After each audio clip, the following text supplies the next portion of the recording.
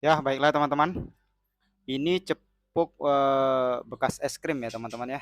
Bisa teman-teman lihat cepuk yang bekas es krim yang bening ini kita masukkan di dalam keramba. Ini tujuannya agar murai batu yang mau kita biasakan mandi keramba itu tidak takut teman-teman ya. Karena dia sudah biasa mandi di sangkar gantung pakai cepuk ini teman-teman. Atau dia biasa mandi di cepuk minum ya teman-teman ya.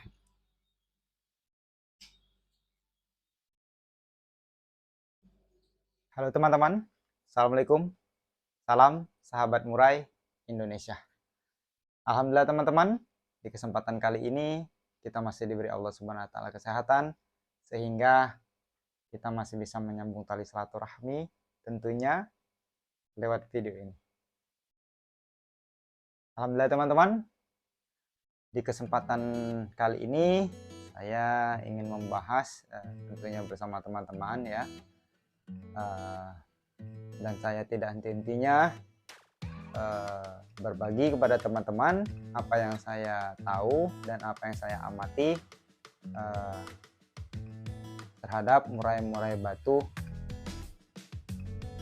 saya teman-teman ya. Semoga pembahasan saya ini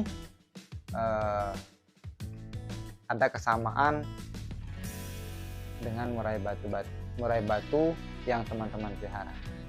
Itu teman-teman ya.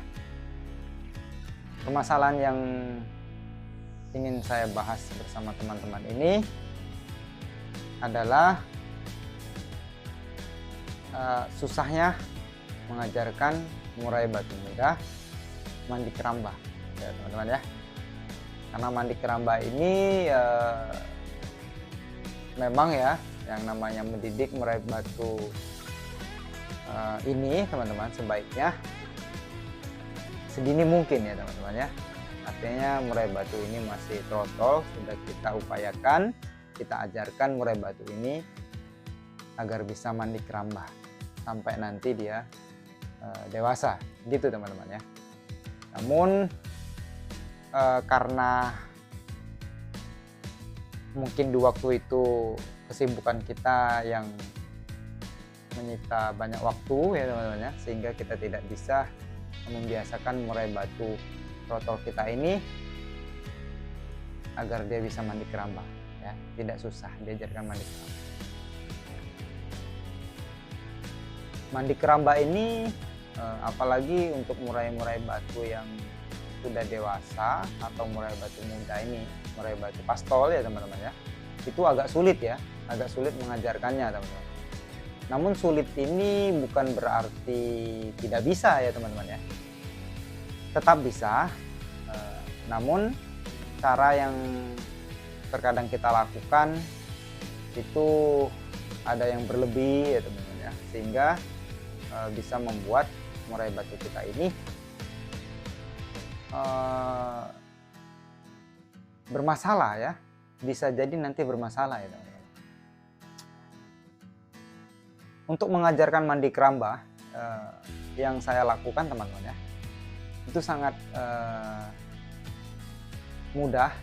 Hal yang saya lakukan adalah teman-teman, saya berikan cepuk mandi itu cepuk mandi yang biasa di dalam sangkar harian kita ya, sangkar gantung harian itu kita masukkan di dalam keramba ya teman-teman ya. Dimana di situ hal yang biasa dia lakukan adalah mandi di tempat minumnya atau cepuk yang bekas apa ya teman-teman ya, bekas es krim ya, cepuk putih itu ya teman-teman ya, kita masukkan dalam keramba. Dimana di situ tujuannya agar murai batu kita ini tidak takut ketika masuk keramba, karena dia sudah terbiasa mandi di dalam cepuk di sangkar hariannya. Itu teman-teman. Nah, cara ini teman-teman, cara ini sangat efektif ya. Boleh teman-teman lakukan.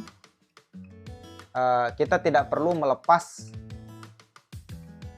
tangkringan ya, sesuai seperti yang kita lihat, yang sering kita lakukan ya, sering kita lihat juga. Cara-cara yang dilakukan adalah melepas tangkringannya, digebrak pakai kerodong teman-teman, diumpani pakai jangkrik, nah gitu ya teman-teman ya. Banyak hal yang dilakukan, upaya yang dilakukan agar murai batu ini bisa terbiasa mandi keramba. Namun itu tadi teman-teman, hal yang paling mudah yang kita lakukan ya untuk mengajarkan mandi keramba yaitu dari dini mungkin ya teman-teman ya, dari trotol. Namun itu tadi sudah saya sebutkan, terkadang kita tidak punya waktu ya teman-teman. Sehingga murai batu ini takut ketika kita biasakan mandi keramba. Dengan cara apa yang paling efektif? Dengan cara yang saya lakukan ini teman-teman.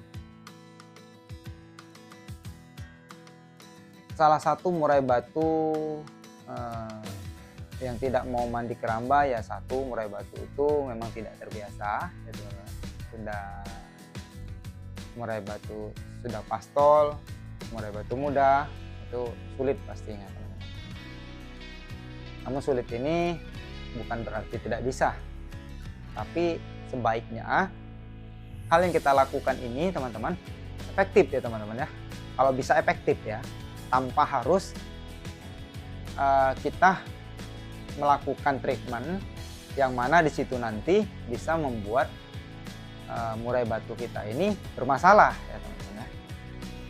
Kenapa saya bilang nanti yang bermasalah? Ya dari hal yang kita lakukan ya teman-teman ya. Kadang kita gebrak, kita lepasi tangkringan. Nah di saat kita melepaskan tangkringan, pastinya ya murai batu ini ada berontak ya teman-teman ya, terbang-terbang di dalam sangkar ini, itu pastinya teman-teman. Nah hal ini bisa menyebabkan murai batu ini stres nantinya. Apalagi cara yang kita lakukan, treatment yang kita lakukan ini agak kurang sabar ya teman-teman ya. Ini yang nantinya bisa menimbulkan masalah. Sebaiknya carilah cara yang efektif, cara yang tepat untuk murai batu muda ini. Karena sayang ya teman-teman ya, yang namanya murai batu muda di saat dia lagi on fire ya, dia lagi gacor-gacornya, yang harus kita lakukan ketika murai batu kita ini settingannya ternyata pengaruh di mandinya. Nah ketika kita sudah paham, murai batu ini sepertinya murai batu muda ini sepertinya harus disetting mandinya. Nah ini yang bikin kita kesulitan untuk mengajarkannya. Namun ya teman-teman ya, kalau bisa seperti yang saya sebutkan tadi, kita cari caranya agar dia bisa mandi keramba tanpa membuat murai batu ini nanti bermasalah. Itu teman-teman ya, hal yang paling efektif kita lakukan adalah mengajarkan murai batu kita ini mandi keramba dengan cara cepuk yang biasa dia mandikan di sangkar harian, kita masukkan di dalam keramba. Itu aja teman-teman. Insya Allah dalam waktu dekat saya pastikan murai batu ini bisa mandi keramba teman-teman, atau tidak takut mandi keramba. Itu teman-teman. Keuntungan lain apa ketika murai batu mandi keramba? Itu tadi satu, murai batu pasti mandinya puas. Yang kedua, murai batu tidak mandi di sangkar hariannya. Karena ketika dia mandi di sangkar hariannya tentunya bisa merusak sangkar itu sendiri. Itu teman-teman ya. Saya rasa cukup sekian. Semoga sepanjang video ini ada yang bisa bermanfaat. Salam sahabat murai Indonesia. Wassalamualaikum warahmatullahi wabarakatuh. Sukses selalu.